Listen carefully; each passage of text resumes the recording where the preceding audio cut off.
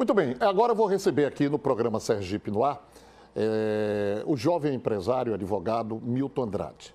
Milton Andrade foi uma gratíssima revelação nas eleições do ano passado, de outubro, obtendo cerca de 35 mil votos em uma eleição onde ele não tinha tempo para a TV, ele mesmo fazia as aparições dele utilizando o próprio aparelho celular e conseguiu, através de grande e excelentes performances em debates, esta pontuação e essa votação muito grande. E aí, a última pergunta que eu farei a ele sobre o futuro político dele. Muito bem, mas ele é empresário. E aí nós estamos vivendo uma crise sem precedentes. O governador Belivaldo Chagas já disse que o Estado está quebrado. E a primeira pergunta para Milton Andrade é exatamente isso. Milton, você faz parte do Fórum Empresarial. Inicialmente, bom dia, tudo bem? Natália, tudo bem? Como é que o Fórum Empresarial pode ajudar na economia e nas finanças do Estado de Sergipe? Bom dia novamente. Realmente é o momento mais desafiador da economia sergipana. Nunca o Estado de Sergipe passou por uma crise tão grande, desde sua emancipação da Bahia. E só tem uma solução, Batalha, quando falta dinheiro no setor público. É fazer parceria com a iniciativa privada para que essa invista e torne a vir o ciclo virtuoso da geração do emprego. Sergipe está entre os maiores índices de desempregados do Brasil. Reduziu, era 17, caiu para 15. A tendência é que cresça um pouquinho, porque em dezembro sempre tem as contratações temporárias. Então, no primeiro trimestre, que nós estamos encerrando agora, de 2019, a tendência é que esse número cresça um pouquinho de 15%. Estamos entre os maiores números de desempregados do Brasil, maior problema fiscal do Brasil, os 3 piores estados para a saúde financeira do Brasil também está em Sergipe. E não tem solução mágica, o problema é real, a crise existe, a receita vem aumentando ano a ano, aumentamos o FPM nos últimos 2 meses, de janeiro e fevereiro, em quase 10%, pouco mais de 50 milhões. No entanto, a despesa também vai crescendo ainda mais do que a receita. Realmente é uma fórmula muito complicada de fechar. Tem que gastar menos do que arrecada, isso é o básico. Como é que se explica, Milton, essa situação? Por exemplo, eu entrevistei aqui há poucos dias, a semana passada, o Sérgio Sobral, que é empresário do Cresce. E ele disse que já existe um aquecimento no mercado imobiliário no estado de Sergipe. A gente passa a ver prédios construindo, ver condomínios construindo. Eu recebo no programa de rádio que faço também diariamente, sempre boletins da Associação de Veículos, sempre dizendo, foram vendidos mais 1.000 e tantos veículos esse mês do que o mês passado e tal. Então, que matemática é essa? Como é que se explica essa quebradeira? A despesa de Sergipe cresceu muito, com custeio, aluguéis de imóveis, com pessoal. A promoção automática também é algo que faz com que a folha cresça de forma orgânica e, em especial, o principal rombo de todos, o da Previdência. Nós temos que enfrentar o problema da Previdência aqui em Sergipe. É um rombo de 100 milhões mês. Não tem como você equilibrar as contas se quase 12% do orçamento é destinado a suprir o rombo orçamentário com 32 mil aposentados. Você se refere ao Sergipe Previdência? Ao Sergipe Previdência. Tem a reforma da Previdência Nacional, certo, que de forma indireta também pode gerar economia na nossa Previdência aqui, porque alguns temas valem para todo o Brasil. Você ouviu há poucos instantes o advogado José Agripino falando a esse respeito. Você concorda com ele? Não, eu acho que o Brasil precisa, já passou de ser uma questão de opinião.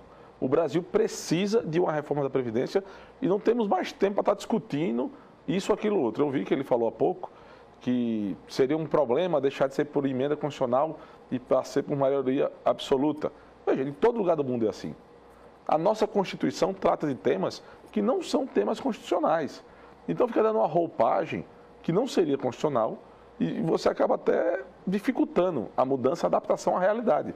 O Brasil ficou caro e velho antes de ficar rico. Então nós temos sim que reformar a Previdência, nós temos sim que acabar com privilégios, nós temos 900 mil aposentados de um lado, que causam o mesmo rombo de 32 milhões de aposentados do outro. O regime geral contra o regime próprio de Previdência. É claro que isso não tem cabimento. A média de aposentadoria no regime geral, menos de R$ 2.000, 1.800. No regime próprio, quase R$ 20 mil, 18 mil, 14 mil, depende do poder. Se é o legislativo, se é o judiciário, se é o executivo. Então, são distorções que não cabem mais na sociedade atual e deixou de ser uma questão de opinião, é uma questão de necessidade. Uma cirurgia, Tem como perguntar se é boa ou ruim? Não é boa nem ruim, é necessária. É necessária, é verdade. A reforma da Previdência é necessária para que não sacrifiquemos as próximas gerações. Mas me desculpe, eu lhe interrompi quando você falava exatamente que tipo de ajuda o Fórum Empresarial pode prestar. Nós vamos atuar perante o governo do Estado, perante as prefeituras municipais, as principais prefeituras, de 3 pilares. Primeiro, reforma legislativa, apontando de que forma a Sergipe pode modernizar sua legislação para tornar o Estado de Sergipe mais atraente para os empreendedores. Nós reduzimos o número de leitos de hotéis, oferta de leitos, de quase 8 mil em 2013 para 4.900 em 2017. Um dos motivos é a dificuldade que se tem para se abrir um novo hotel pela legislação ambiental. Não só a legislação, mas pelo órgão ambiental em si, que é muito lento, é letárgica a ADEMA aqui. Na Bahia você... Muito complexa, né? E sem prazo. Eu canso de dizer, desculpe interrompê-lo, já interrompendo, Milton, o seguinte, se a ADEMA tivesse a força que tem hoje, o IBAMA tivesse a força que tem hoje, Aracaju não existiria.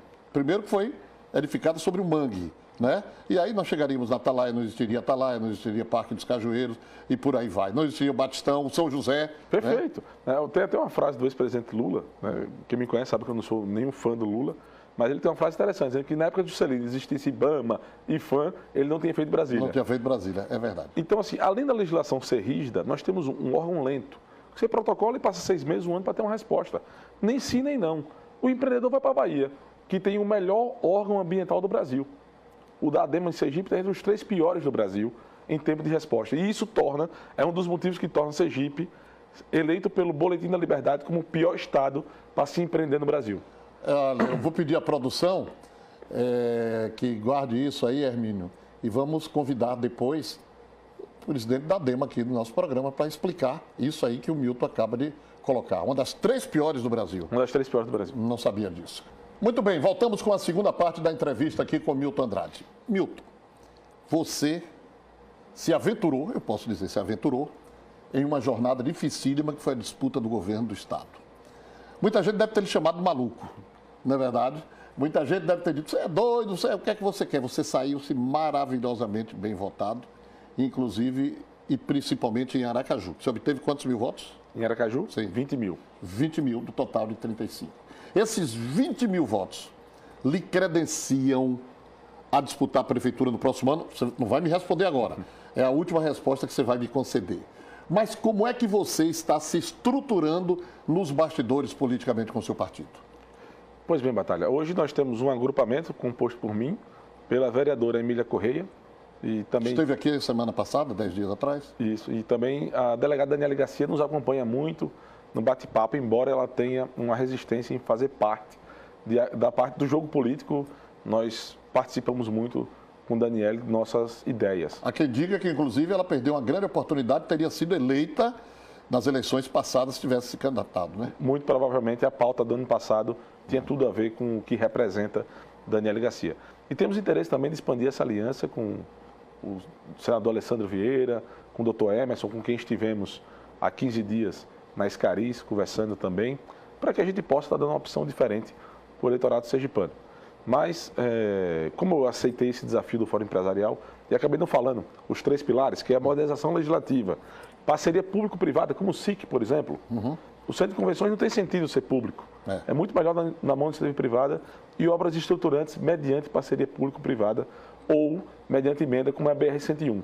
Estamos perdendo muitos turistas porque a 101 em Sergipe não está duplicada. Absurdo. Até Alagoas está duplicada, o turista de Pernambuco, do Maranhão, para em Alagoas e não desce mais. Nós temos que melhorar a BR daqui, completar a obra para que volte o fluxo. Então, nós, nesse agrupamento, eu estou muito focado no trabalho fora empresarial. Tenho dito a meus colegas de agrupamento político que não vou discutir nenhuma questão de participação política minha no ano 2020, enquanto eu estiver no fórum. Meu mandato é até março de 2020.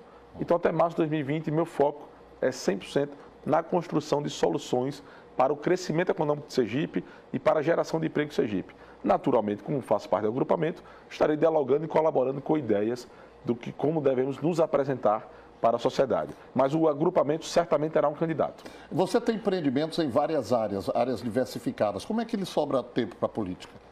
Na verdade... Porque você é um jovem de 31 anos. 31 anos. Mas é um verdadeiro leão político. né? Pelo que me consta, ninguém na sua família é político. Como é que você despertou assim? O que é que desperta um jovem com um futuro brilhante pela frente a ingressar em um mundo tão perigoso, às vezes tão ingrato, tão injusto como a política? E que financeiramente viabilidade zero, né? Uhum. Então, realmente, você tem razão. É quase que uma loucura, mas é um sentimento de missão. De que se eu tenho capacidade para colaborar, é muito egoísta que eu faça isso só para mim mesmo. Então, se eu posso fazer por mais gente, pelo meu município, pelo meu estado, porque eu vou guardar só para mim algo que eu posso fazer por milhares, centenas de milhares de pessoas. Então, é o sentimento de missão que me faz desperdiçar boa parte do meu tempo com a política. Você acha que os 35 mil votos que você obteve, se bem que nós tivemos uma abstenção muito grande o ano passado, mas estava dentro do seu cálculo, lhe surpreendeu positivamente ou negativamente? Aracaju me surpreendeu positivamente. Uhum. 35 mil votos.